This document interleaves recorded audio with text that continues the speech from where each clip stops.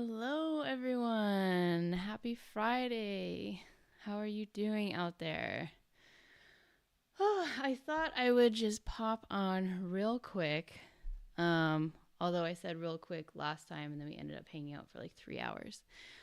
Um, but for realsies this time, just gonna hang out for like an hour, maybe 45 minutes, an hour.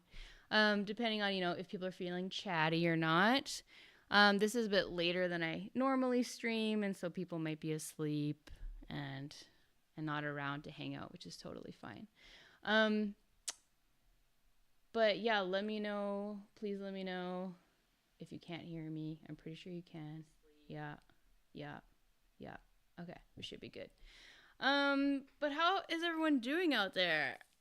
I had a pretty wild week. You may have noticed that one of my videos went a little cuckoo, a little crazy, little off the charts for me. I think it's like 75,000 views or something just wild. For me, that's like pretty viral. What is it? 83,000 views. Yeah, so that was my Meeplegate video. Yeah, it's when I was talking about the German publisher trademarking Meeple, which a few people are talking about on YouTube and, writing articles about it and stuff. But I'm a little surprised that it's not like more, like being talked about more. So maybe that's one reason that my video is getting a lot of views, because people, I feel like maybe not enough people are talking about it, or if they talk about it, it's like one little part of a segment of their show. It's not like the focus. So, but it definitely seems like a lot of people think it's important to talk about. So that's cool. I think it's definitely important that we talk about it. It definitely was a bit of like, I don't know, a bit of a risk, because I don't normally talk about these sorts of things. I talk about game design and I talk about being a game designer. But, I have talked about some other issues in the game design space before. But, this is, naming and kind of shaming a publisher. And I'm an independent designer. It's kind of putting myself in a bit of an awkward situation.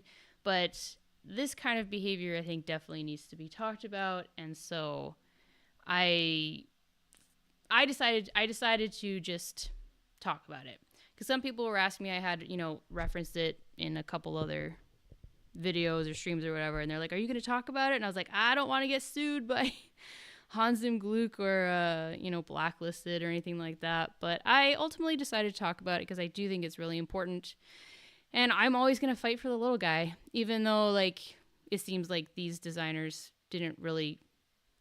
weren't really bothered by it. So, like, they changed their name and they're just kind of like pretty chill about the whole situation. But I do think as a larger issue, we should take it seriously.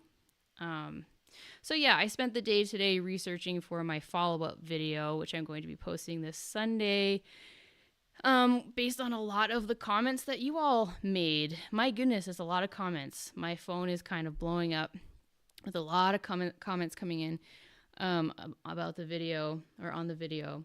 And I just kind of went through and I pulled out some of the most important points I think that were made, some corrections that were made of some of the things that I said, and also just some kind of funny things too.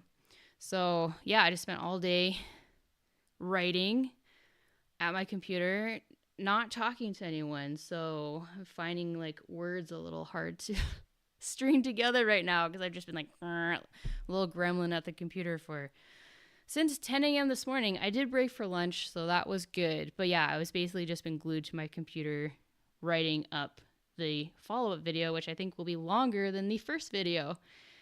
Yeah, so I kind of just share some clarifying points and kind of expand on some different things. One of my favorite things that one interesting thing that I included was just other examples of words that are trademarked, which are just kind of silly or unexpected, like the word UGG. I guess some company in the US trademarked that, even though it's a word from, I believe, Australia and New Zealand.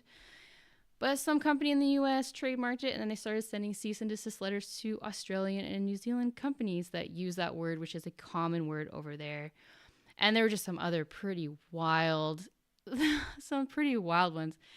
I can bring it up here because I don't go into detail. Actually, I'll bring it up over here. I don't go into detail in the video just because it would drag the video out quite a bit. But there are some pretty wild trademarks in this world. Let me just bring up my script here. I closed it because my computer was having a meltdown with all my tabs open.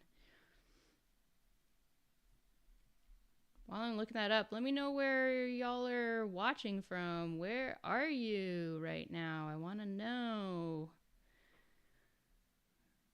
Did you have a good 4th of July if you're in the States? I know a lot of my subscribers are from the US. It's like a 5-day celebration, right? 5-day weekend. I guess I should have brought this up on this screen so I can show you, but I'll just read out some of the weirder ones. Okay, so apparently a couple of brothers who had a YouTube channel, and they still do, but I guess it was called the Fine Brothers YouTube channel. And I guess they were one of, if not the first people on YouTube to react to videos. And like, that was their whole thing. They were like the first react channel. And now, of course, there's a ton of these channels. And so they tried to trademark the word react, which is just wild. They were not successful. But now their YouTube channel is called React. And everything is like React whatever, React TV, React whatever. That one was pretty funny. What were some other ones? The Warner Brothers have a trademark on Tasmanian Devil, even though that's an actual animal. Some cafe owner trademarked the word hun, H-O-N, short for honey, because it was Cafe Hun.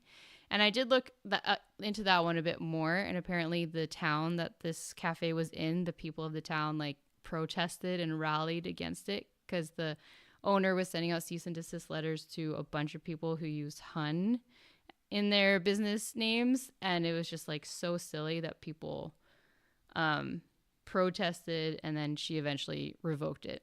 So quite a few of the examples that people shared actually have been revoked. So they are like pretty silly trademarks, but they eventually were revoked because they're so silly.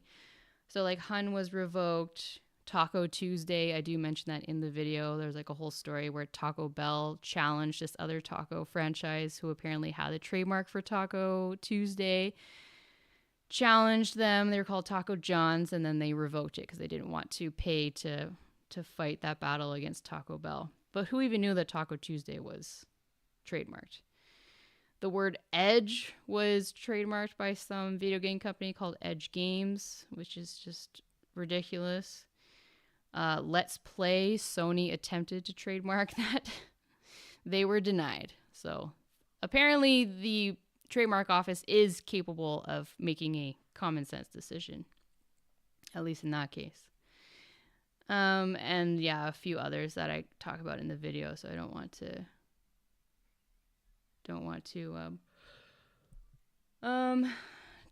give too many spoilers for Sunday's video. Was it another German company that tried to trademark the word hun? No, it was some American. Is hun a German word? No, it's H-O-N, short for honey. But yeah, so that's going on. So yeah, it's not like, I like my videos to be like just like fun and pretty light. So I'm trying to keep things kind of light, but it is a fairly serious topic, and yeah, I don't know. Just kind of over this kind of stuff that publishers do. And someone posted in the Board Game Design Lab Facebook group. They were like, This publisher told me they were interested in my game and they asked for a prototype. So I made a prototype. I mailed it to them. I believe they said they mailed it to them at their own expense. And then the publisher has ghosted them for the past year. For a year, this publisher hasn't responded to a single email from this designer.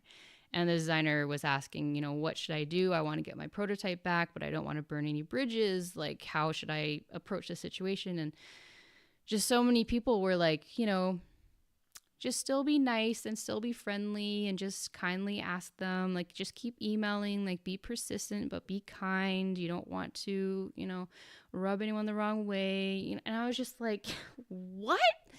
Like, how are we allowing publishers to treat us like this? And we're just like, oh, okay, I don't want to ruffle any feathers, but is it okay if, like, I get my prototype back after a year? Like, oh, this just is crazy how we just normalize and kind of sweep under the rug some of this behavior. It's just crazy. So I was like kind of tired and just like had no patience. And so I responded. I was just like, they absolutely should return your prototype to you at their expense. Like, I didn't mince my words at all. I was just like, they should return the prototype to you at their expense, which is the standard in this industry. At least that's been my experience, that a publisher should return the prototype to you if they're no longer interested, and they should pay for that. Usually, unfortunately, you're expected to pay to mail them a prototype when they ask for one, which I think is silly, but whatever, that's a different conversation. Message popped up when, if you got the Twitch notification that I was streaming, can you let me know what it said? Because I still don't quite understand Twitch very much, and I don't know how to change that message where it's like the title of the video. Anyway, I think we're back on YouTube, but I was just saying that you need to get your prototype back. And they were also saying, is it okay if I ask for a deadline, if I give them a deadline to get me my prototype back? And everyone's like, oh, don't ask for a deadline. That's too pushy.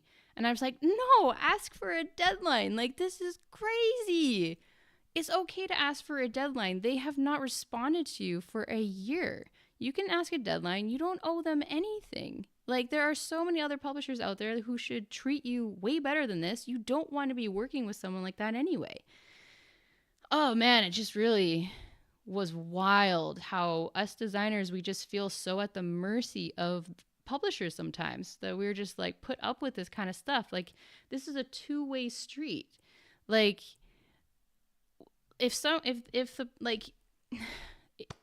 when you're pitching to a publisher, you are also interviewing them. It's not just a one-way street here where they're just deciding if they want to work with you. You're also deciding if you want to work with them. And if you get ghosted for a year, you don't want to work with someone like that. Period. And I think I'm especially passionate about this because you may have heard me complain in previous videos about this one publisher who held onto one of my prototypes for 2 years, dangling the carrot of, we'll eventually publish it. We're just working on the contract. We're just working on the contract for 2 years. Eventually, I was like, mail my prototype back to me. And I did give them a deadline. And they did send it. And I put them under do not engage. They are filed under do not engage. And yes, I do have a list of publishers who I have no interest in working with. There are so many publishers out there that we don't have to put up with that kind of unprofessional, disrespectful behavior. Anyway, I think I'm just like a little fed up with I don't know, the way that we're treated sometimes. And just this letter that was sent out to these designers and publishers, just like we're barely scraping by. And then we have a company send us a letter saying, remove the infringing project. This was a project that earned Maddie and Joe hundreds of thousands of dollars. And then to have a publisher swoop in and be like, no, you need to take that down, with like the possible threat of having to go to court over it or having to fight it, get lawyers and all that stuff. It's just really frustrating. is really, really frustrating. And all for what? Because they felt like, because they were making hundreds of thousands of dollars, they felt like they had to put a stop to it. But if they didn't make that much, they probably would have let it go. Like, I don't know. It's just gets my goat, as you might say. Gets my goat, gets me riled up. I think I'm also just like a little bit extra annoyed right now because I spent the last 7 hours writing my script for my follow-up video and just like going over all this stuff again. It's frustrating. It's frustrating, but I appreciate everyone's like comments. It's been really tough to keep up with all of them. I'm not used to this many comments coming in. It's not possible for me to respond and react to all of them. So I really apologize if you've written something like helpful or nice or constructive. I just won't be able to respond to everything. So I apologize in advance for that. I particularly apologize for how I pronounce Spiel des Jahres. Spiel des Jahres. I said Spiel des Jahres. And I do remember, and a lot of people complained about that, which I totally get. I know it's annoying when people butcher your language. I definitely apologize for that to all the German speakers out there who had to suffer through that, because I think I said it several times. I do remember looking up how to pronounce that word like a while ago for one of my videos a long time ago, and I guess I just forgot, and I just didn't look it up to confirm, and so that's my bad. But I have corrected it, and in this video I will say it correctly. I've practiced a bunch of times. If there's any German speakers out there, let me know if that was even close to right. Spiel des Jahres. Spiel des Jahres. I think that's right. And also I apparently said Carcassonne wrong. I was saying Carcassonne with like a Z or a Z. It's Carcassonne. Carcassonne. Oh, yeah, it's interesting that a little nitpicky there, a little nitpicky, but yeah, I've had to practice saying Carcassonne now. But yeah, there's like fun little things like that in the video. And thanks for all the comments letting me know about all these things. A lot of people also really hated how I said, watch till the end to see blah, blah, blah. Watch till the end to see blah, blah, blah. A lot of people hated that. Good to know. I mean, I watch a lot of videos for tips on how to keep people engaged when they're watching YouTube videos, and that's one of the top tips. Let people know early what you're going to be talking about later on in the video, so hopefully they'll watch till the end. But people were very vocal about really hating that, so I will not do that moving forward. Good feedback. You know, I think that I'm fairly well equipped to have a video go viral and start having some of these like comments come in that are leaning towards trolling. But I get so much critique and criticism as a board game designer, and so much rejection, and so much, all these sorts of things. I have a fairly thick skin. So it didn't super bother me. Like even on Monday, I got some kind of rude comments, and instead of letting that really affect me, I still focused on a task that I had, which was reviewing content for a game I had to submit to a publisher on Monday.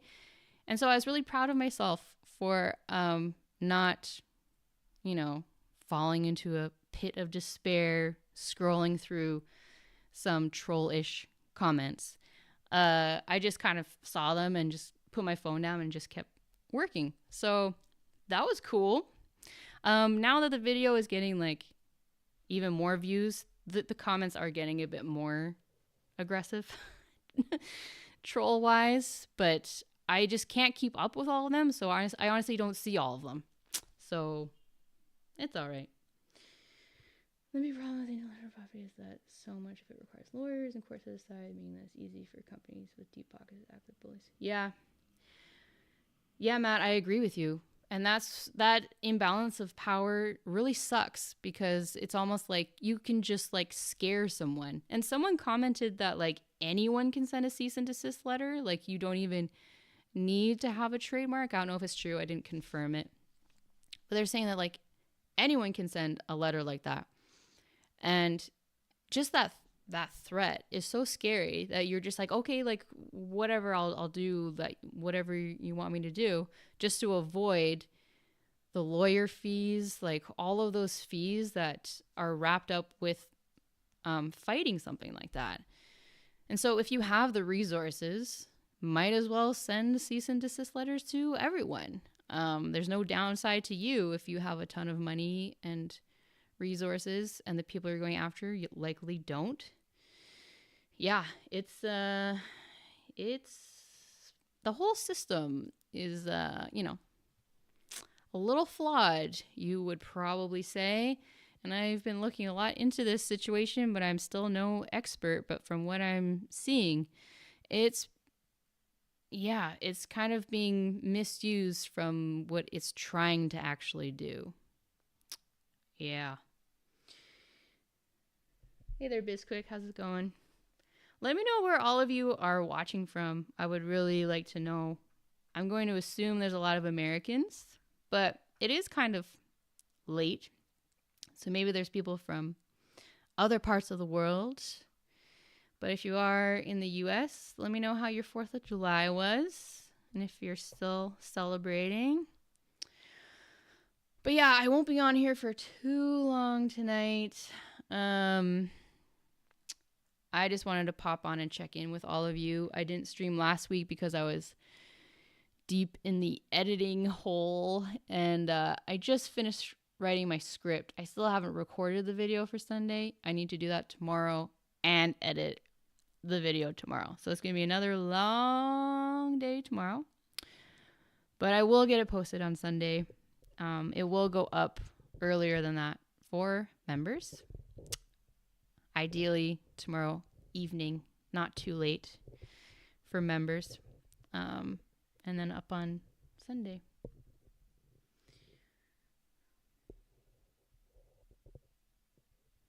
Okay, thank you, Ivan. But was my pronunciation close at all? Oh, you're a non-native German speaker, but you are a German speaker. Like, let me just try it one more time and let me know if this is even close. Spiel des Jahres. Spiel des Jahres. It's difficult because like the S in spiel is sh. It's like sh, spiel. But then the S at the end of des is S. So it's not Spiel des, it's Spiel des. And then the J is pronounced ja. And then the S at the end is also S. Spiel des Jahres. Hey, from Brazil. Oh, in central Kentucky. Cool. I don't speak Portuguese, but I am learning Spanish. I do speak French, and that's kind of why I pronounce it Spiel de Jar. Because that's just my kind of French-speaking brain just interpreted that way. But I really want to learn Spanish. My sister's learning Portuguese, and it's tough. I think it would be tough to really learn Spanish and Portuguese at the same time because they're so similar. But so it'd be hard to remember all the differences between the two. Do you speak Spanish and Portuguese? Or just Portuguese and English? Central Washington. Oh, cool. So you're in my neighborhood. I'm just north of Washington. I go down to the Bellingham area a lot because one of my sisters lives down there, and I've driven through Washington a bit. It's a beautiful state. Very similar, kind of similar to BC, just north of Washington. Oh, another Kentuckian. Is it Kentuckian? Someone from Kentucky? Let me look that up. What is someone from Kentucky called? It is Kentuckian. Yay. We got 2 Kentuckians in the house. Yours is not the first of the trademarks identify the source of good, like you hear how it's turning as you know. Yeah, exactly. It's like Matt's saying, the point of the trademark is to know who you're getting your product from, and it's like to prevent people from imitating things, and then to prevent, it's like to almost to protect customers more than anything, to make sure that they know exactly what they're buying and who they're buying it from. But would you say that if you bought Meeple Wars or Meeple Circus or Mutant Meeples, whatever, if you bought a game that had Meeple on the cover, would you assume it was made by the publishers of Carcassonne? I would argue no. And also, is that the end of the world? I would say also no. So YouTube is chatty, but Twitchland, is there anyone else? Is there anyone in Twitchland? It wasn't perfect, but okay. Good. I don't need perfection, but as long as I'm saying it's somewhat close. I'm just talking about Ivan responding to, and I'm probably even saying Ivan wrong because there's an accent on your A. Is it pronounced Ivan or is it? I mean, it's hard for you to answer that in typing, but yeah, pronunciation is difficult, and I don't speak German. I know kindergarten, guten Abend, good Nacht, mich loben bedacht. That's about it.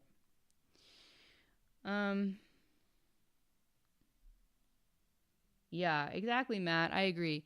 If you think of the word meeple, yeah, would you think of Hans im Glück? I mean, now you might. Well, so maybe it'll all work out in their favor. Yeah, I made some new discoveries that are pretty wild. I kind of want to share one with you right now. I don't know. It's putting me in a bad mood.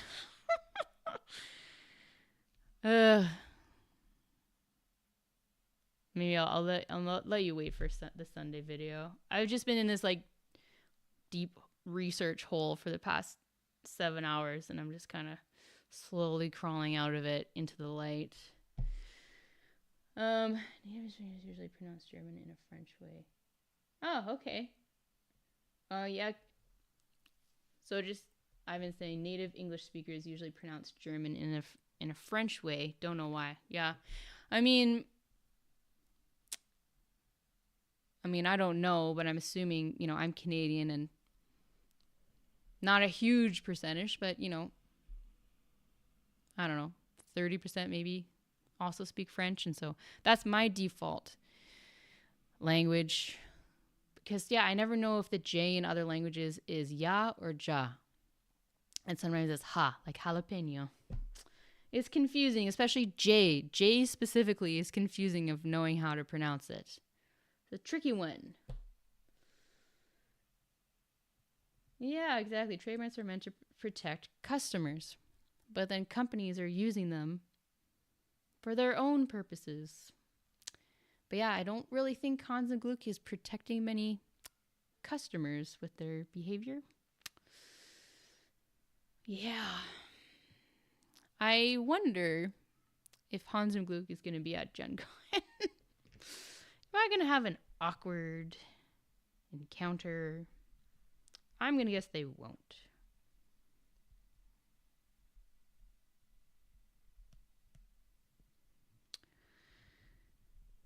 Oh, yeah. Only Portuguese and English. You speak English too? I do wonders on informally what we call Brazilian Chinese. Ah. Oh, Portuñol, like Espanol and Portuguese together. Portuñol.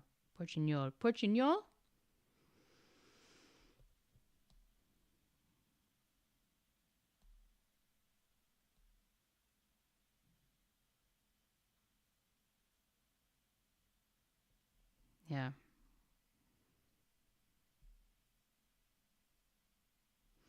I'll look at the Gen Con map later, but I might need to avoid the Hans and Gluck booth.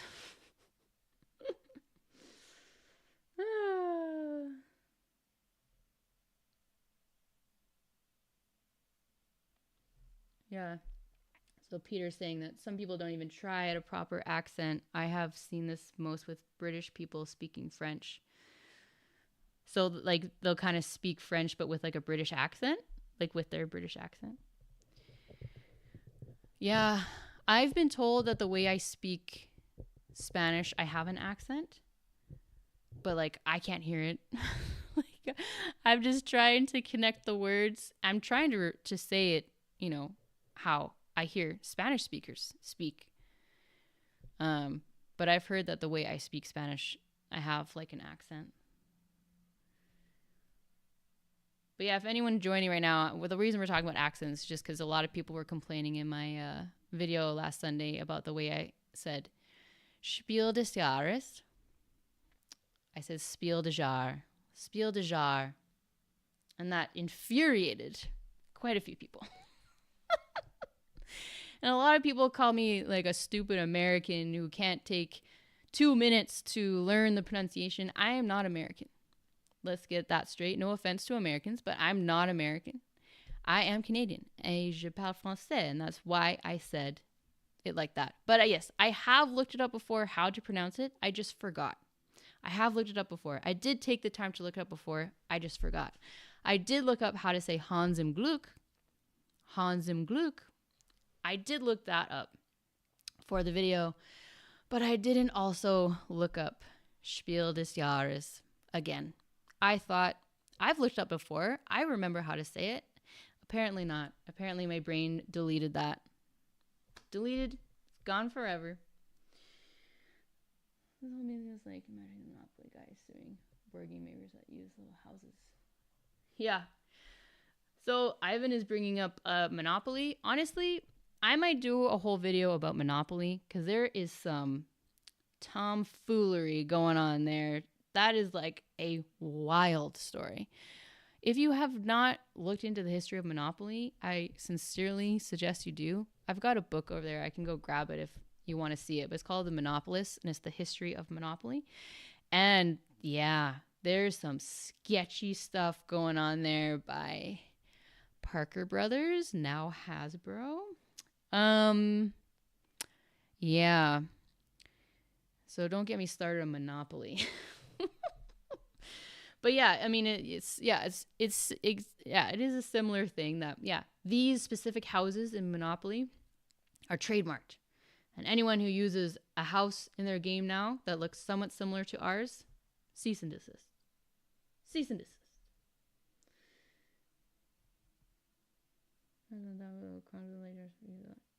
So Robert's just asking about my game Chronicles of Light that is coming out.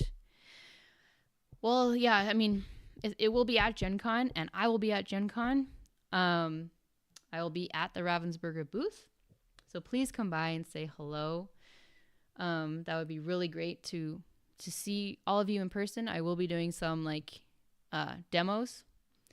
Those are paid events that you need tickets for, and unfortunately they are sold out. So can't get tickets to that, but I'll be hanging around the Ravensburger booth the whole time. And I'm talking about Gen Con. If you haven't heard about this, it's like a massive board game convention in Indianapolis in the first week of August. I will also be meeting in person with with my members. If any of my members will be there, we're having a meetup on the Saturday night. So if you want to hang out and play a game, have some food, become a member, and then we can hang out at Gen Con. Sorry, you were asking if it will be available. Yes, so it will be available at Gen Con, but it also, from what I understand, it will be available to buy at Target July 21st, which is like scarily close all of a sudden. It's gone from like so far away that it will never happen to in a couple weeks. And I knew that would happen, but when you're in like the thick of it of like, I've been waiting for this game to come out forever. Now all of a sudden it's almost here. Very exciting. So, but of course there's no Target in Canada. So I might need to make a road trip down to the Target in Bellingham, which is only about an hour and a half away. So it's not terrible. Might need to go down there to see if I can find a copy of Chronicles of Light, but then I have seen other companies, like other stores, you're able to pre-order it. So I don't know exactly how long it'll be a Target exclusive. All I knew was that it was going to be a Target exclusive. I didn't have any more information after that, but I thought it was going to be a Target exclusive for quite a while. But I'm seeing stores like Miniature Market, I think, and other stores have it available for pre-order. So yeah, I don't know exactly. And like, you know, with 4th of July and then the 5th of July, like everything is closed down in the States. So Ravensburger, like I haven't heard from them of like about the details, but hopefully on Monday when they're back in the office, I'll get some more info on the release date and the release schedule. But yes, it will be at Gen Con to go the long scenic route to answer your question. I have not spoken to a human today. So, and I'm still not. I'm talking to myself. But, you know, at least you are out there listening to me and responding via text. That's good. But I do need to go outside and interact with other human beings at some point today. Was my step count is probably honestly like 32 steps. Like I've just been at my computer writing, 207 steps today. I need to go outside.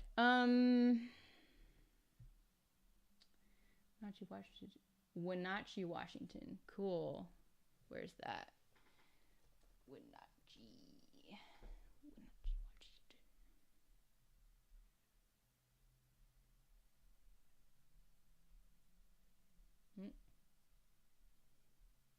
Okay, so just east of Seattle. Well, quite a ways east of Seattle. That looks like a nice area. Is it pretty mountainous there?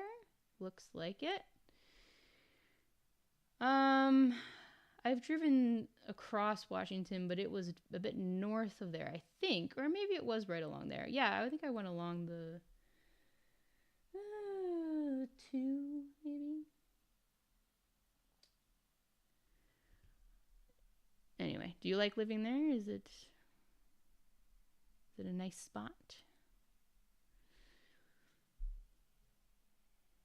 Oh, Canada. Yeah, that is true. I am technically an American. I'm a North American. That is true. And I've heard some people start saying I am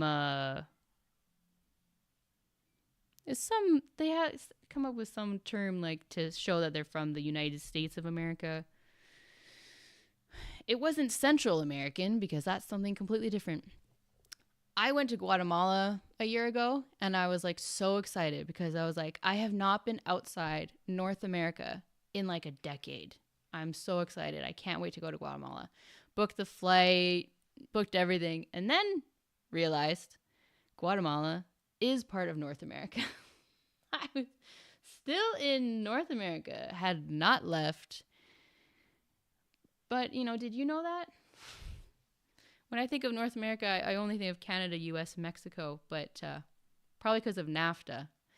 But no, Central America is technically part of the North American continent. Now you know. Yeah, Monopoly. Yeah. Monopoly is wild. I don't know if I'll do a video just because I know a lot of YouTubers have already, or like there's a lot of videos already about the Monopoly saga. But I might do a video where the angle is more talking about crediting designers who are not credited. So I would talk about Elizabeth Maggie, who designed the Landlord's game, the predecessor to Monopoly, and is not credited. Well, was not credited until recently. Some dude, Charles Darrow, decided to say that he came up with it when he did not. Leslie Scott invented Jenga. Has anyone heard of Leslie Scott? No, because her name is nowhere to be found. Susan McKinley Ross invented Quirkle. Mensa Award, whatever. But I think it did win the Spiel des Jahres. Quirkle. Does anyone know Susan McKinley Ross? Doubt it. Hi to Canada from Canberra, Australia. Yay, Australia's in the house. A Commonwealth partner. One of, if not the only benefit of being part of the British monarchy. Slightly easier to go work and study in Australia. There are a lot of Australians in Canada, particularly at the mountains, at the ski resorts. A lot of Australians there. But hello, I want to go. Have you been to Canada, Peter? I've never been to Australia, but I would love to.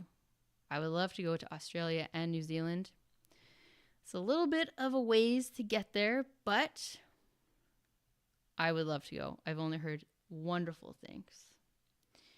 The thing is, if you're policing your market, you need to go after everyone, not just little companies. Yeah, I know, Matt.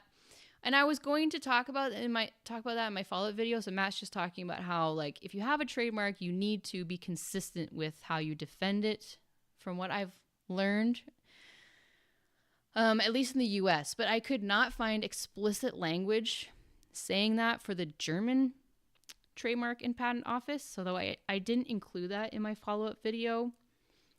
And I also don't want to then insinuate that Hans and Gluck should now go after everyone, So I didn't mention that, but I know what you're saying. It's not cool how they're picking and choosing who they go after. But one thing I did learn is that they did, in fact, have some sort of agreement with at least 3 of the games that I mentioned in my last video.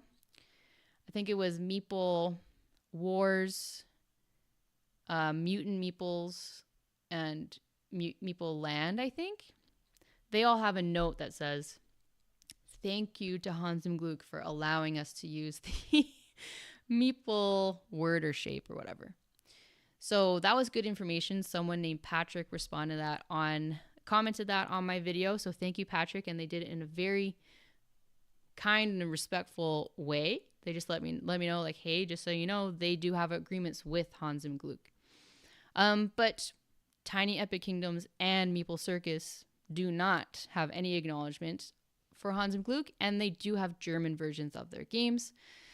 A couple of the other examples did not have credits to Hans and Gluck, but they did not have German versions of their games. So I started going down that rabbit hole of trying to find games that have Meeple in their title or use Meeples prominently, have a German version, and don't credit Hans and Gluck. And I was starting to find them, and I was going to name them, but I was like, this is a bad idea.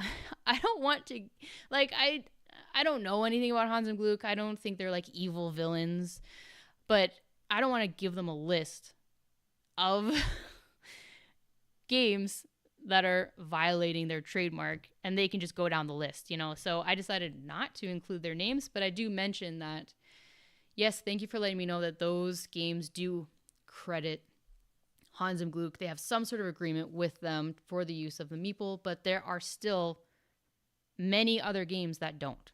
And so, like I think it was Matt was saying that you just can't be inconsistent with that.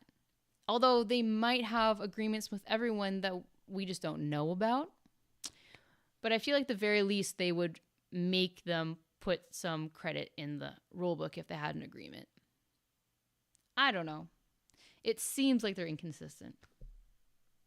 But yeah, Matt is just saying that, like, you can't pick and choose who you challenge for the use of your trademark. But I couldn't find that wording specifically for Germany, so I did not include that. Hey, Moon, finally Twitch is showing up. Yeah, Moon, I'm disappointed as well. And I love Carcassonne. I also mispronounced that, apparently. I said Carcassonne with a Z. It's Carcassonne. It's in my collection. I really enjoy it. I played that over and over and over when I had a board game club when I worked in an office back in the day. It's a great game. It is a great game. And, I'll still keep it in my collection. But yeah, it's unfortunate. Very unfortunate. Do, do, do, do, do, do. Just one against my country. Oh, is the Copa America football? Like football? Not American football. Soccer, But I'm so sorry that Canada beat you at the Copa America. Oh, American Cup. Aha. All the Americas. Well, which Copa America? So is that North and South America? Cool, I'll be Gen Con for the first time. Hey, that's cool, Robert. Very exciting. Get ready to be completely overwhelmed for 4 days. Yeah. Gen Con is such a exciting thing. It can be very overwhelming. So if it's your first time, just know that there is a quiet room that you can retreat to at any time. There's no sound, like it's quiet, low light. They do have some activities you can do if you want, but you can just literally sit there and just kind of regulate. I'll be at the Ravensburger booth and the quiet room, going between those two. Those two locations. That's where I will be, but I'm sure you'll have a great time at Gen Con. It's just, the energy is just so awesome. There's just so many nerds everywhere. Like, not just the convention center, all the hotels, all the restaurants, everywhere you walk, there's just nerds everywhere, and I love it so much. I love it so much. And I love seeing all the costumes that people wear. Like, it's just so fun. I love the vibes. But yeah, just be prepared for massive crowds. And trying to walk through the aisles can be tough.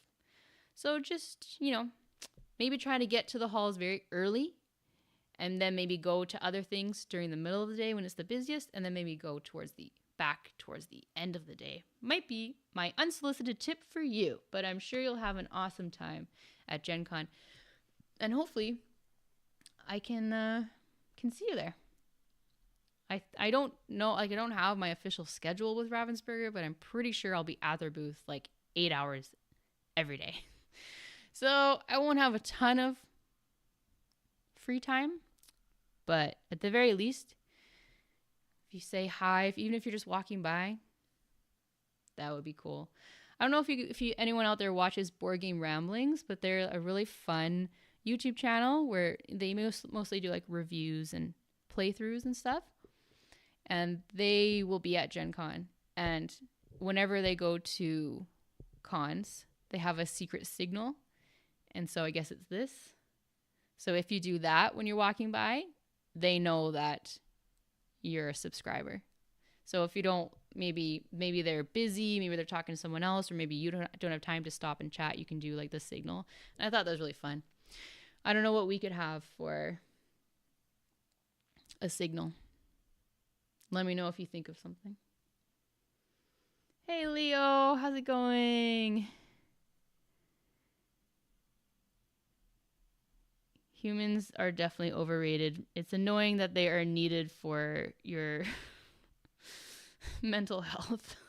But if I can not be around them as much as possible, I am fine with that. Monopoly has such bad design. The prosperity game, however, is worth the play. Yeah, like Monopoly, I mean, it's not a great game. Like, but I mean, it's one of the first modern board games, and it was one of the first games that had like a circular track. That's just such a very important development that happened with board games, and that was Elizabeth Maggie who did that. And pretty integral to all board games moving forward. A lot of board games moving forward. Yeah, I need to see humans. Some of my gaming friends are coming. Oh, that's good. It's good, Peter, to always, I think it's good to schedule having like meeting up with friends to make sure that you do interact with other humans. So, at least once a weekend, although this weekend I knew I was going to be. Oh no, I'm meeting some friends on Sunday. But I did not book anything for today or tomorrow because I knew I would be writing my script, which I finished not that long ago, thankfully. But I have to record and edit all day tomorrow.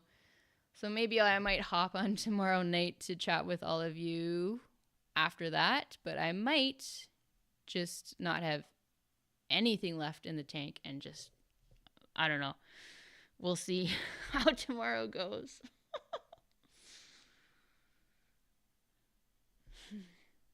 United Static. Yeah, I can't remember what term that was. They were like, oh, yeah, I'm... I can't remember. It was some term that someone used to differentiate that they were, I think they're like, I'm a citizen of the United States, maybe. Instead of saying I'm American, because technically, as someone, pointed out in the comments, that I technically am an American. Canadians, Mexicans, Guatemalans, etc. We're all Americans. Everyone's South America, North America. But then people from the U.S. are Americans. Anyway, it's all very confusing. Canadians and Americans get each other. Canadians and Australians get each other. Yeah, I think so. We have some bond. We kind of just like, yeah. I have a friend who's in Australia right now for school, and she's really enjoying it down there. Mountains and desert. I grew up here, so I'm comfortable. Mountains and desert. That's nice. That's a fun combo. There's a lot of fun things you can do in those climates, or in those, whatever that word is. Are there sand dunes in Washington? I was surprised to find there were sand dunes in Oregon when I drove through a few months ago. I was like, Sand Dune National Park or something like that. I was like, what? Then yeah, so I walked up and down a bunch of sand dunes in Oregon. I'm like, this is cool. Sorry, I'm going slow through these comments. I'm functioning at half speed. I was not expecting 15 people. Like double the amount I usually am chatting with. But with this viral video, watch out, world. Yeah, Quiet Room in Ravensburger sounds like a good time. Yeah, I agree, Moon. I'm not making...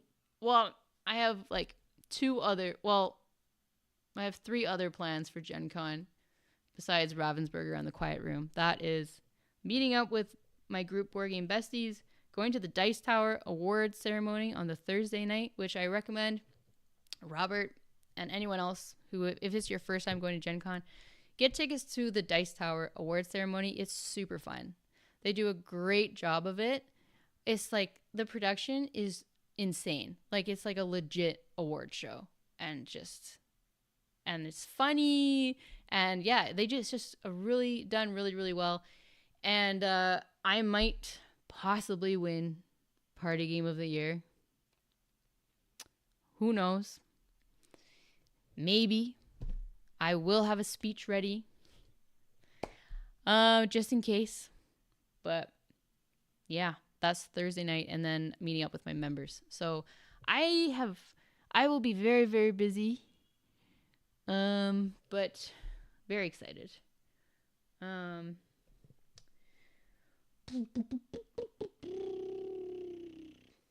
Okay, Peter, where in Canada did you go? Because just like Australia, it is a large country. Oh, sorry, then you responded right there. Radium Springs and places west of there. Okay, cool. Radium. Whoops, I thought I turned my mic off. Radium is very cool. I don't think I've been to the hot springs there, but I have been to Radium, but it's been many, many years. Man, this chat is popping off. I'm not used to like so many comments.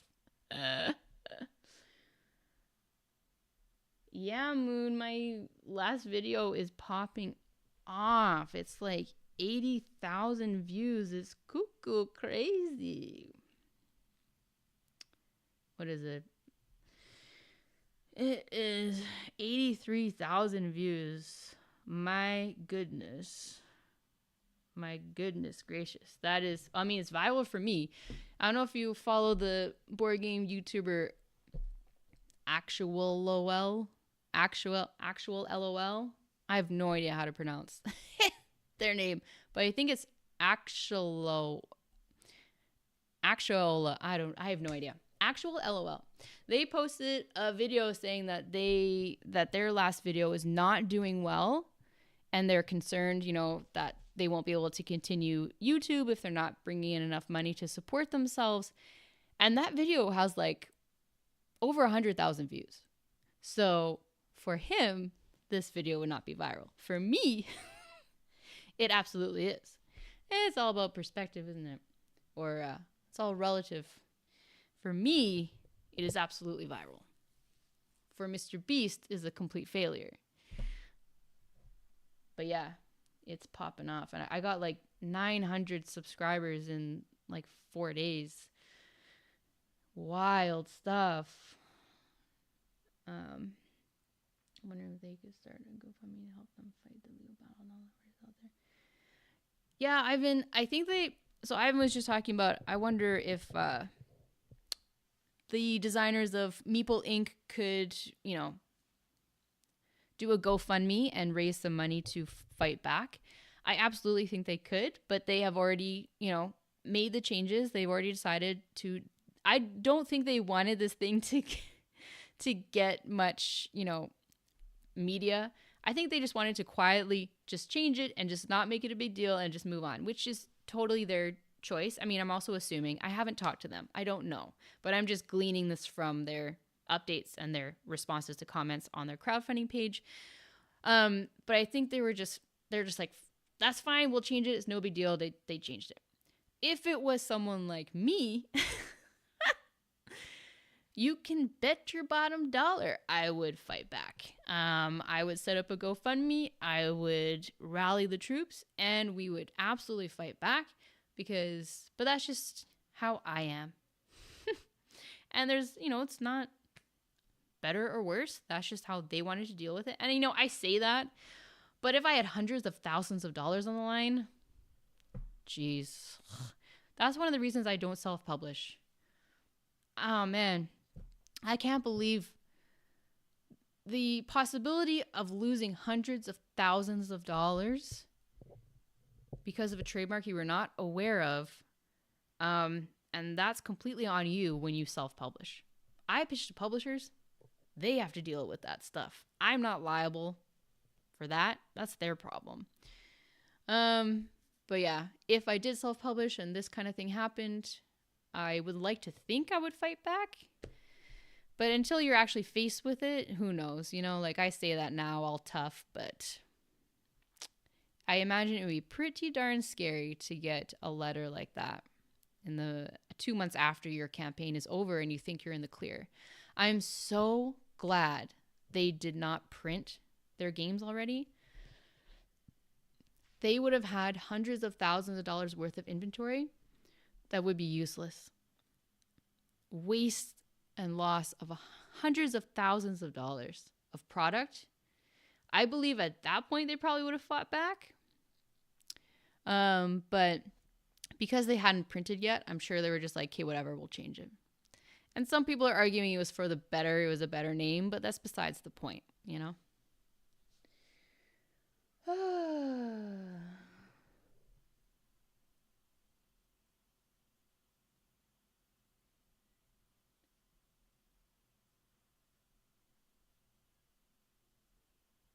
Aha. Cool. Thanks, Ivan. That's very cool. I'm sure that sounds very exciting.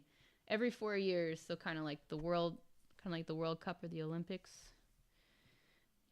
Johannes and Suniva. Yes, Matt. That's board game ramblings. I don't know. Now I'm like scared to mispronounce everything, but I think it's Johannes and Suniva. I don't know. But yeah, they seem very lovely.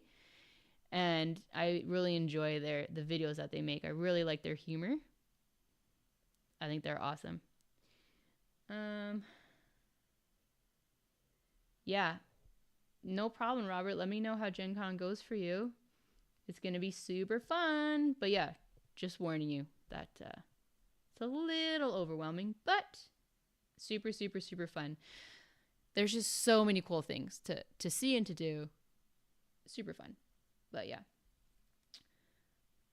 Da, da, da, da.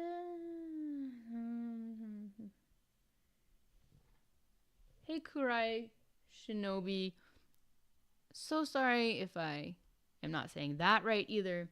But so glad you popped in to say hello. So many new people because of that video. It's very cool. It's just like you make videos for 2.5 years, every week, every week, every week, and then boom, finally one goes viral and reaches a bunch of new people. So hello. I'm so glad you're here. I'm so glad we met. Very cool. It's, I hope you still like the kinds of videos that I make because they're not all like this Meeplegate stuff. But, I'm thinking a bit more about doing sort of more like video essays, kind of like this one was, where there's like research into an interesting topic that might be slightly controversial, whatever. Like I was talking about, doing a video about naming people who are uncredited for the games that they've made, stuff like that. But usually I mainly just talk about my journey as a board game designer, which I think is super interesting. But so hopefully all my new subscribers like that and stick around. But normally on Friday nights, I play games online, play board games online and just hang out like this. But sometimes I just do stuff like this where we're just chatting. And right now there's no way I could attempt to play a board game. My brain is fried. I tried playing Earth. I have the physical game right there. It's staring at me. Tried to play it, but my brain just kept thinking about my prototype that I needed to update. So I would just like read a bit of the rulebook and then just like zone out and just think about the updates I needed to make to my prototype and then go back and then zone out and then back. And I was just like, this is not happening. So I pushed Earth to the side and at least then I did work on my prototype. And I play tested it last night and it went all right. I just played with one other person, and so it's hard when you just have feedback from one person. I'd like a larger sample size, and he's very like chill, very like even-tempered, and doesn't get very like excited about something or like, he's just very neutral. And so I don't know if he like really liked it or enjoy, like, yeah, it was just a little hard to tell. He did say he liked it, and the feedback he gave was very helpful.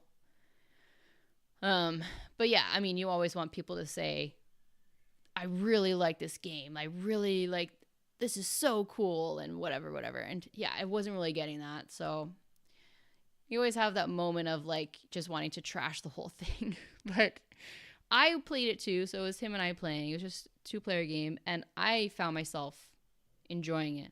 So that's always a good sign if you're enjoying it. And I just need to get a larger sample size of feedback anyway. Oh my goodness.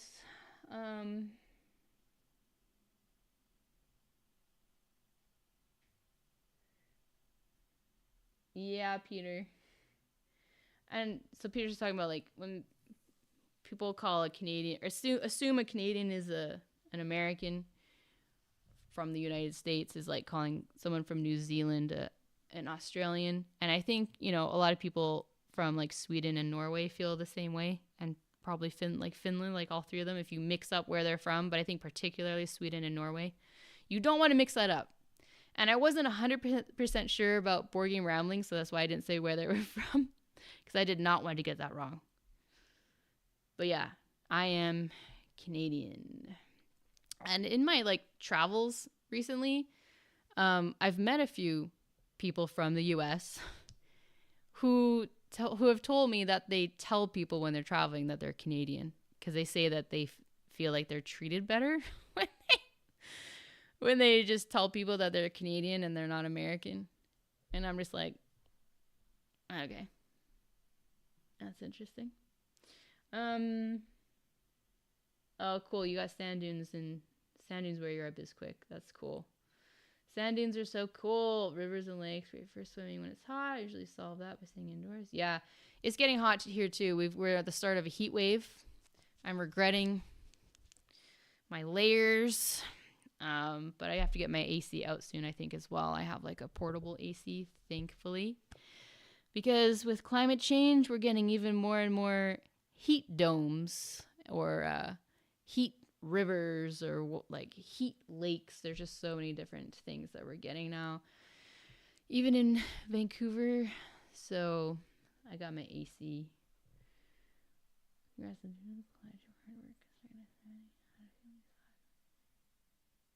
Thanks, Jacob. Jacob's just talking about like my video going viral and how I felt about that. And no, I did not expect it to go this wild. Not at all. I thought maybe it would be like on par with my video where I talked about that crazy proposal from a publisher asking a designer to send them 20 copies of their prototype, and it was just obviously like a troll or a scammer or something, and I kind of went off a little bit on that one. I thought the views would be similar to that, and that one I think is like 10,000 or something like that, which is a lot for me. I was hoping it would be around that, but there is absolutely no way I thought it would be this much. Yeah, it's uncharted territory for me. But I wrote in my newsletter this week kind of about how it made me feel. So definitely sign up for my newsletter if you want, like a letter from me every week. But I chatted about how I was feeling overwhelmed, and like all these comments were coming in, all these the views, the subscribers, my phone was just kind of like going crazy. And so I just like, I felt super overwhelmed, and I just like put my phone away and I just like walked away because I was just like, oh my God. It was just a lot. I mean, obviously I'm very grateful that there's so many new people here, and, obviously I want my channel to grow. But like I talked about in my newsletter, when the thing you want to happen actually happens, it can be scary and it can be nerve-wracking, and that's just kind of and just like not real. And that's just kind of how I'm feeling right now. And then you have, of course, the imposter syndrome starts kicking in. And then just kind of going down a little bit of a paranoia spiral of if this video is getting so many views and so much traction and people sharing it everywhere, are publishers not going to want to work with me now? Which is a scary thought. I would hope they wouldn't. But would publishers be like, we don't want to be associated with someone who speaks badly about another publisher? Yeah, I hope not. But I'm kind of concerned a little bit about that. But you know what?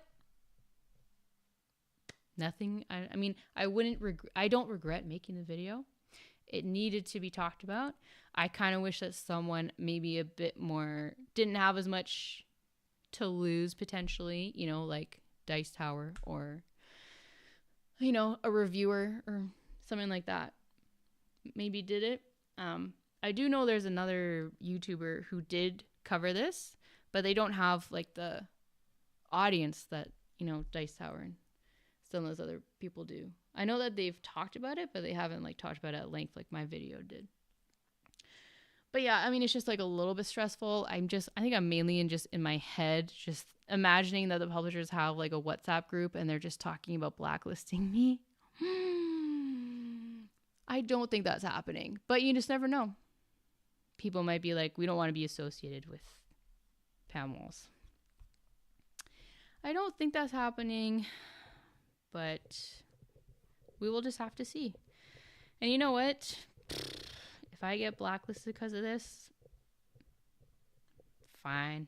I don't want to work with you anyway if you think this kind of behavior is okay. these are just kind of the thoughts that I've had this past week.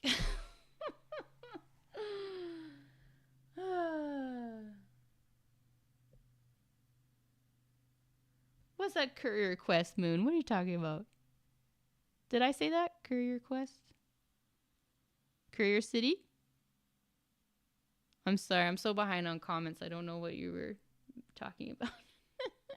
Sorry, everyone. I'm kind of rambling tonight, too. Speaking of board game ramblings, as mentioned earlier, I have not interacted with a human today.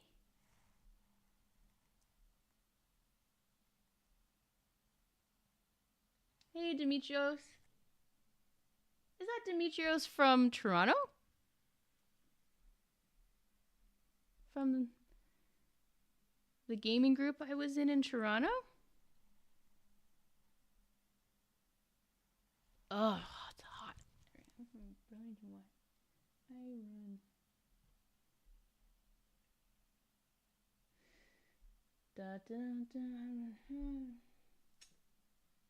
I run a small YouTube. I'm working on a few game designs. Free the meeples from. Yeah, Mike, free the meeples. Do you think we'll see free the meeples t-shirts at Gen Con? I bet we will. If I win for Blob Party, I'm thinking about ending my speech by saying, free the meeple. Yeah, we'll see if I do that. But that's cool that you're running a YouTube channel as well, Mike. And is your channel about board games? Oh, Moon, you were talking about that. Yeah, no, I was playtesting a new game last night called Book Nook. It's about reading books to give you powers and points and building up your book collection and decorating your little Book Nook room. And about getting... So this is my elevator pitch, and obviously it needs work. About trying to get better jobs to get more money to buy more books, but then you have less time to read books. And also joining book clubs that give you end game bonuses. There's a lot going on. I'm making it with the intention of making it the heaviest game that I've made. Like, I want a lot of pieces connected, and like your decisions, like having interesting decisions. But right now, one of the biggest pieces of feedback I got from Mark last night was, I think right now there's too many choices. So it's like, I wanted to make a game where you felt like there's a lot of different things you could do. But right now, yeah. And I think I agree that there's just too many choices going on right now. So it's like a balance of, I want it to be a fairly complex, heavier game. Like, I want it to be leaning towards a medium weight game. But I want it to still be, like, not induce so much analysis paralysis like I just had right there. Oh my goodness.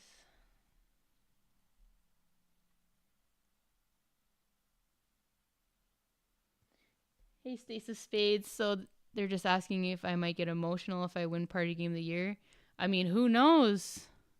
I don't think so, but you never know. If it actually were to happen, I might. But like, I can't talk if I'm crying, so I need to keep it together. If I'm doing the speech, I haven't talked to WizKids about the nomination. I don't know what the deal is. Do they give the speech? Do I give the speech? Do we give a co-speech? I mean, these are all things that are completely hypothetical. Might not matter at all. But if I get too emotional, then they can do the speech. But I do have a fun little speech prepared if we win. So I don't think I'll get emotional.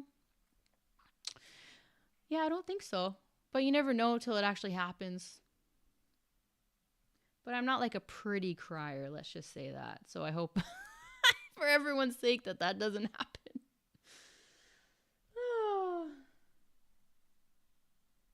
Yeah, I agree that Free the Meeple should be a t-shirt.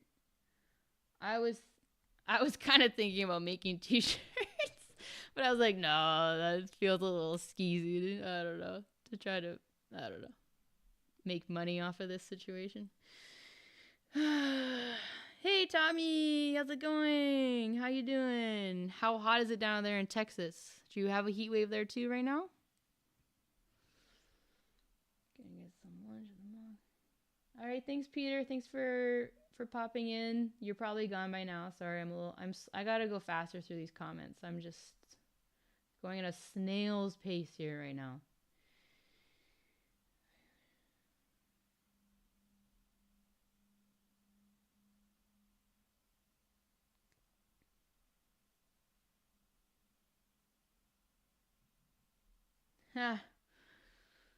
So Matt, you're talking about like responding and saying, I feel like you should know that like your lawyer signed your name to a stupid letter. Because yeah, I feel like this was more the lawyer's decision than Hans im Glück, but who knows? I'm completely speculating. Sean, are you asking me how many games have I designed? Have I designed? Man, this is something that I've been thinking about. One day I need to try and count how many games I've designed. Like, I have no idea, because like, do you count games that I've thought of but not prototyped? Do you count games I've prototyped but not playtested? Do you count games I've prototyped, playtested, and went pretty far, or only ones that have been published? Like, you know, I don't know. But if you were to count literally every game I've ever thought of ever, I would guess 150. But I have absolutely no idea if that's right. If I look at my Google Drive and the folders of games that have actually made it to the stage where I made a folder, it's like, I think it's around 50 or 60. I would have to check. So between 50 and 150, I guess would be my answer. Is it possible to make a living by designing board games these days? I would say no. I would say it's a pretty slim chance. Like, I don't know if you know Jonathan Gilmour, but he designed Dead of Winter, Kids on Bikes, like so many games. So many games. And he's currently looking for a job. Like, it is very, very difficult to make enough money, to make a living from designing games. And I think that's part of why this whole thing pisses me off. Because it's just like, we are scraping by, making 5% or less from royalties on the wholesale price of these games. It takes forever to playtest, to prototype, to playtest, to prototype, to pitch, to finally get someone to say yes. Then it takes years for it to actually come out. Then it takes another 6 months to actually get a royalty check. And if they decide to not market your game at all, you're making very little. So I'm sorry to discourage you. I mean, I'm trying. I'm still trying. Despite all that, I'm still trying. But I do think you need to diversify your income streams. And I did make a video about that. But unfortunately, I mean, is a very difficult path to go down. It's similar to trying to make it as like an actor. That's what I would equate it to, or an author. Trying to make an actual living off of it is very difficult. But I really do hope that we're moving in the direction of higher royalties, higher advances, just better situations for the independent designers that publishers rely on. But right now, yeah, it's pretty tough. It's pretty tough to make a living as a designer. But you know what I would suggest to be, so I'm talking about an independent designer. The best way to make an actual living is to join an established company as an in-house game designer. And I've talked about this in a video I made about 4 different ways that you can be a full-time game designer. Joining a company as an in-house game designer, you will actually have a salary, you'll have benefits, you'll have all that good stuff, job security, all that good stuff. The downside is normally you will not get your name on the game at all. not on the front of the box, and probably not even in the rule book or the back of the box, because you are a representative of the company. And my ego won't let me do that. But as the prolific game designer Peggy Brown says, sometimes cash is better than credit. And I listened to most of Peggy's advice. That one, I'm holding out a little bit longer. Holding out a little bit longer before I potentially apply to a company to be an in-house game designer. I think that would be really, really cool, but I can't get over that hurdle of designing a game and not getting your name on the front of the box. It'd be like being a ghostwriter. But I think a lot of ghostwriters still at least get acknowledged. I mean, you can still include the games on your portfolio, on BGG, on your LinkedIn, stuff like that. So if you want to be a board game designer and actually make a living, I would recommend being an in-house game designer. Just know that you likely won't get credited for the games that you make, on the box. You can still let people know, on social media and on your website, things like that. But yeah.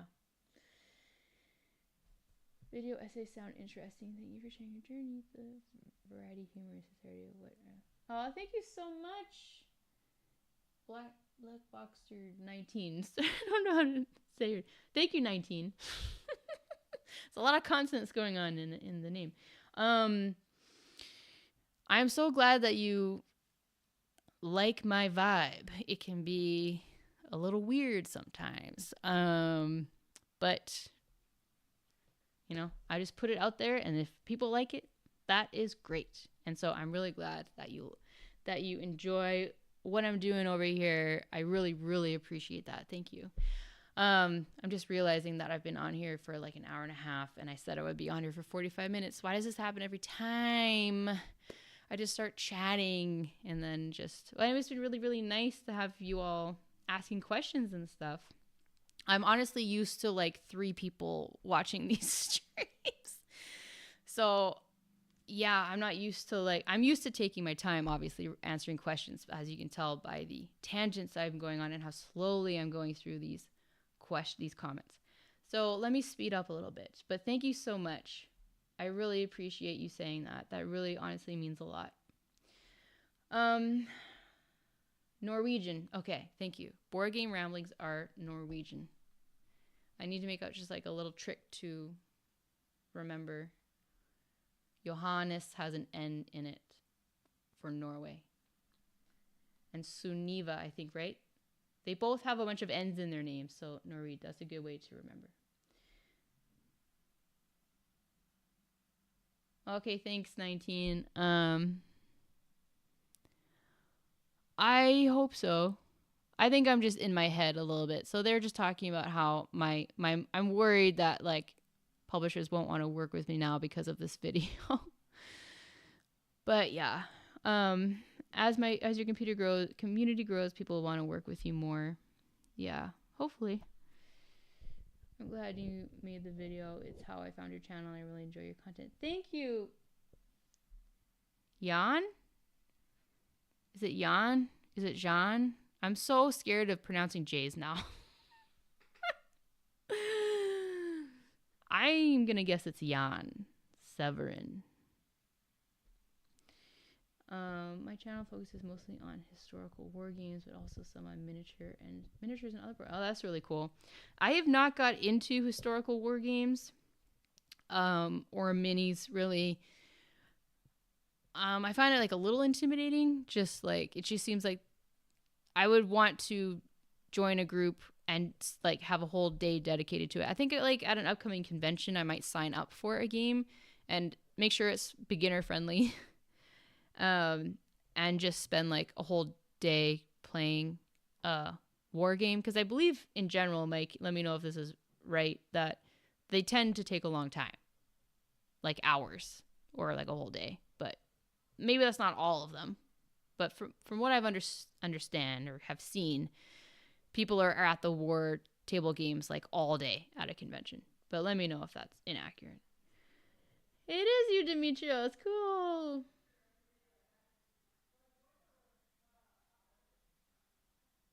I was in a board gaming group with Demetrios in Toronto. That's so cool. Thanks for popping in and saying hello. So I'm glad that you speaking out about these issues should leave publishers worried for themselves and their practices. Your board game work will speak for itself. Thank you. I appreciate you saying that because,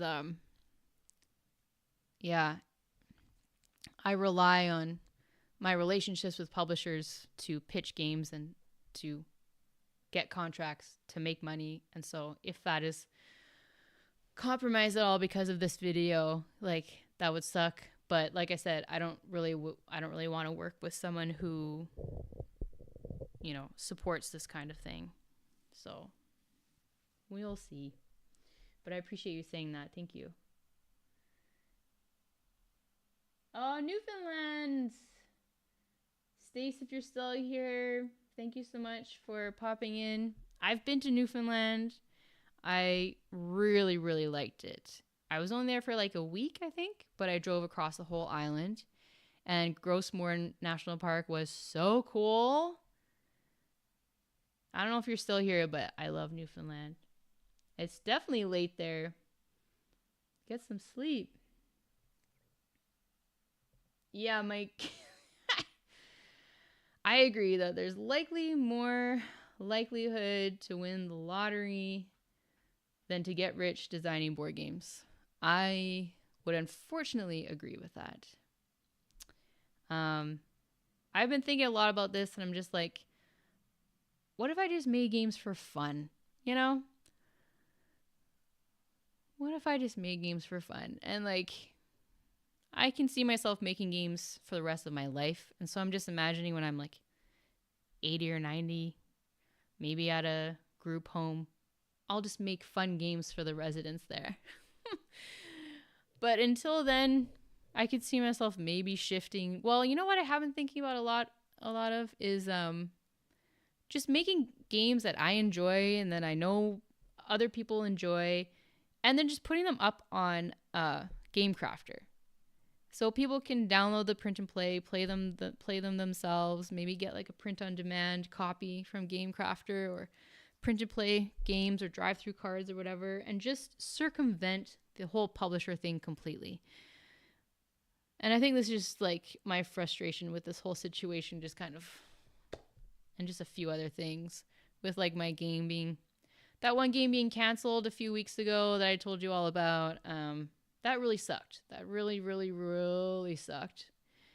And I'm just thinking, like, what are some ways that we don't need publishers? Obviously, selling a print and play and a print on demand game, you're not going to make a significant amount of money. But if it's one of your many levers that you can pull or whatever, or streams, then maybe it's okay.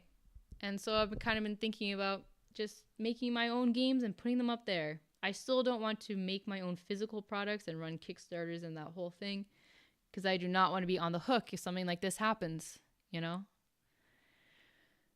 Yeah. Hey Mike, how's it going? Oh, another Australian. Cool. So I guess, yeah, when I stream later, it's a better time for people in Australia. What time is it there for you right now in Australia?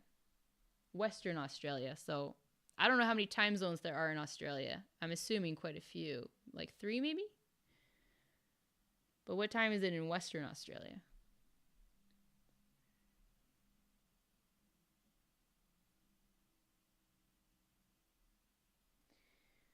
Yeah, I definitely design games because I love it. I absolutely love it. I obviously love it so much because I have put in thousands of hours into it, and you know, can't make a living off of it. But I still continue to do it because I'm compelled to do it. It's like how writers have to write. Board game designers have to design games. Or game designers have to design games, because I'm also venturing into the video game, mobile game space. I just think it's so much fun. It's my favorite creative outlet.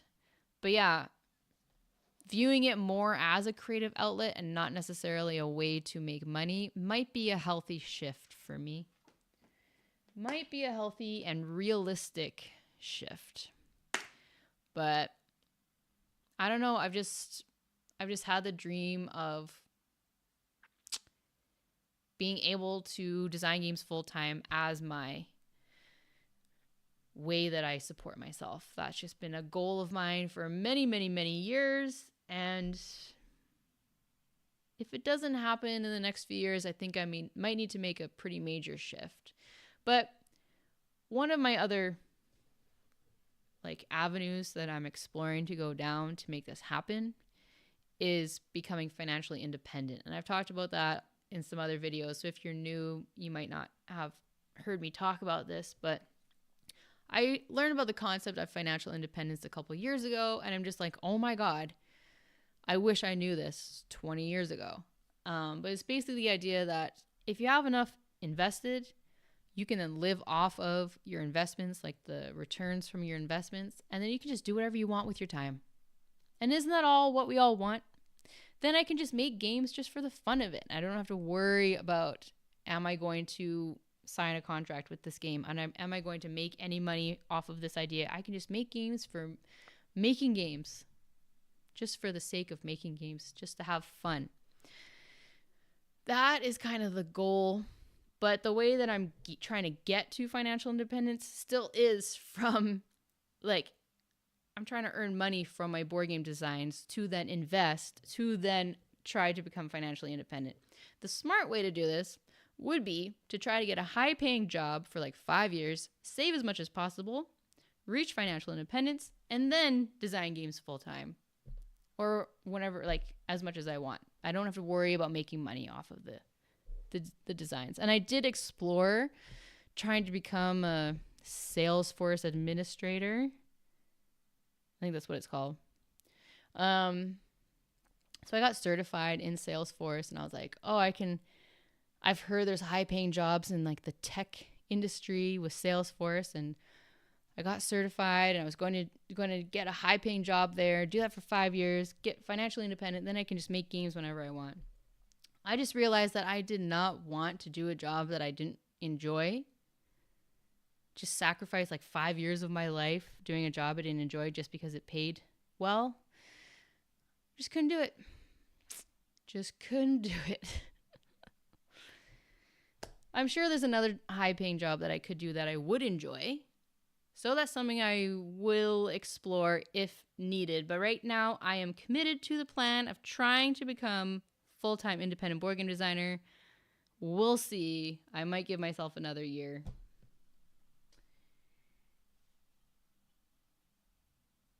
Yeah, hey Mike. If you're still here, sorry. Hello. Hi.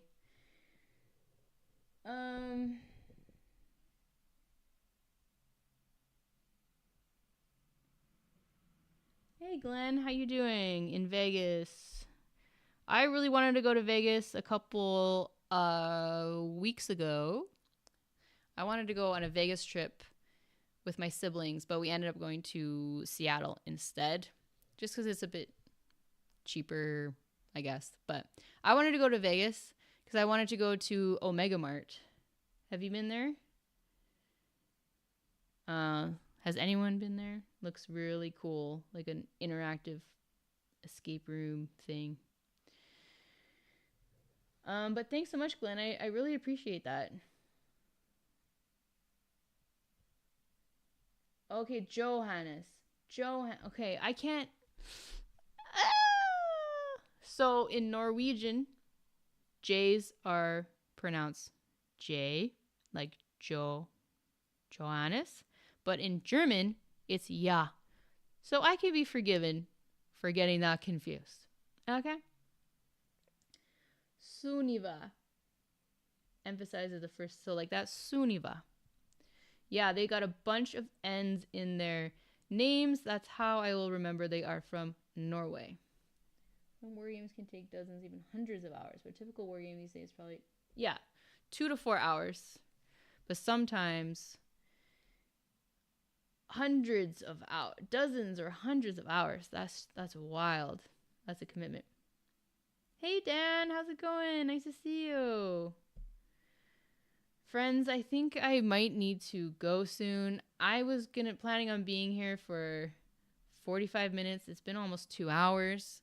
It's almost dark out, like it's getting dark outside, and I have 200 steps today. Okay, I'm gonna head out in 10 minutes. It's been really nice chatting with all of you, though. Really, really nice. Thank you, everyone, for popping in and saying hello.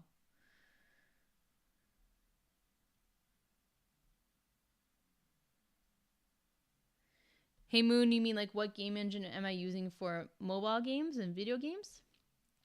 If that's what you're talking about, I'm actually partnering with a game developer, and so they're doing the programming, because I tried learning C# and it would just take me too long to learn it and do everything myself. So I partnered with a game developer, and they are doing the programming. I'm doing like the game design and the playtesting and the marketing and like project management stuff, and that has worked out well so far. We have this game right now, and I'm so excited to share it with you all. Like, I'm stoked. It's a very simple word game, but it's really fun. I don't want to hype it up too much, but I'm freaking excited. It is still very early, like, very basic prototype still.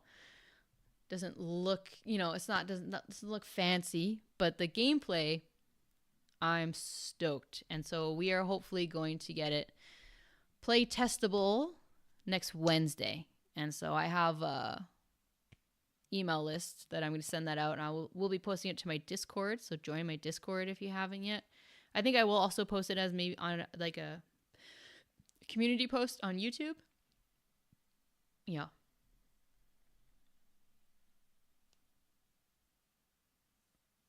Okay, good night, Moon. Thanks for popping in over on Twitchland. But yeah, I don't think I said so. My game development partner is using Unity to answer your question. But yeah, have a good night. I'm popping off soon here too. So,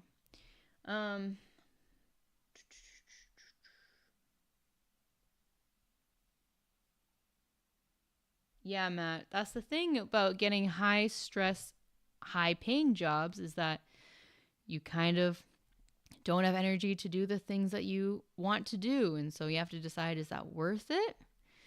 I had like a well-paying job at a university in Toronto for many years.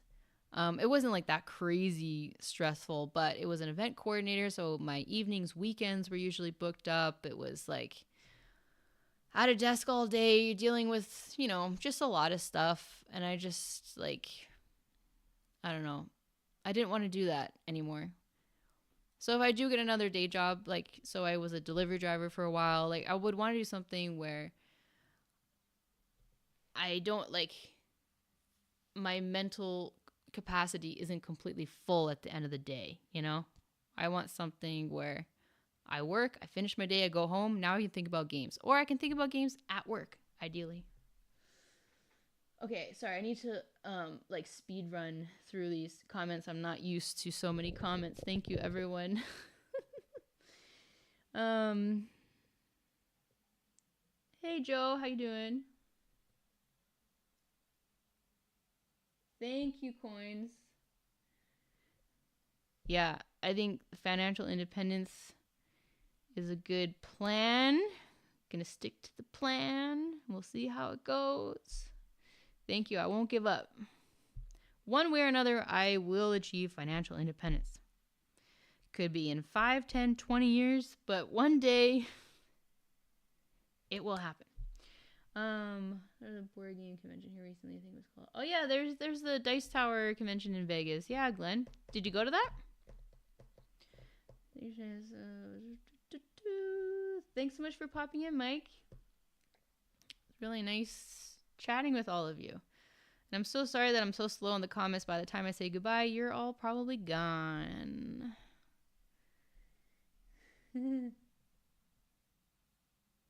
Oh, cool, Math Animal. meeple animal. You started using Godot. I've heard of Godot, but I don't know much about it. What language? What coding language does it use? Is it C# as well? Because if I would have to learn a whole new language, it's not happening. But how are you enjoying Godot? Oh my god, I think I've caught up to the comments. Who did not put pressure on you? Yay! That's really cool, Dan. So you're gonna pursue becoming an independent designer as well. That is very exciting. Very woo. Got so excited, my mic freaked out. Very exciting. Very excited for you.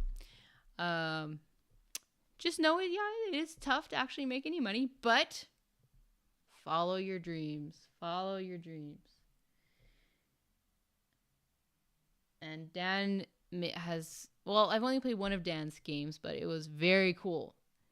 I think Dan has some very, very cool ideas, and I'm very excited to see where you go with that. So, and you'll be pitching to Ravensburger soon, and who knows what will happen with that.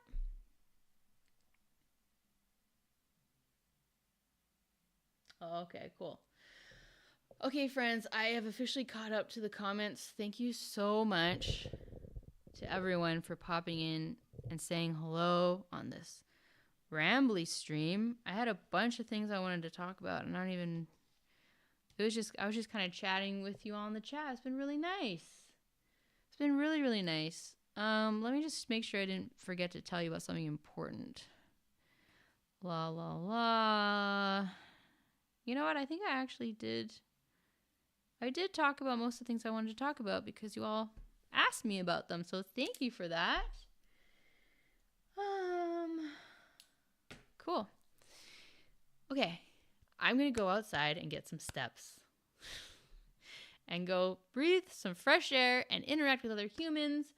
But it was great to interact with you humans tonight. Thank you so much for everyone for popping in and saying hello. It's been really, really nice chatting with you all. I hope you had fun just hanging out. I normally stream every Friday night. Like I said, I usually play a board game and we chat, but sometimes I've been doing just these chats, and it's really, really nice just to talk with you all. But hopefully I will be back here next Friday. I hope you all have a great weekend. I will get a video up for you on Sunday. I promise. I just need to record and edit it tomorrow. That's all. No big deal. No problem, right? All right. Yeah, thanks everyone. Thanks, Matt. Thanks, Matt and Math. And Coins and Glenn and Dan and Moon if you're still here. Thanks everyone. All right. I'm